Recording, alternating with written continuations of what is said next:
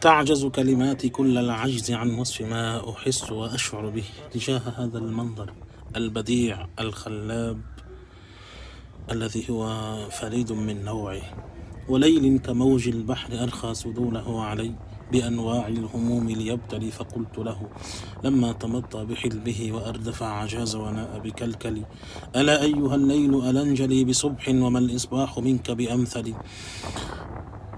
أفاطم مهلا بعد هذا التدلل، وإن كنت قد أزمعت سرمي فاجملي، وإن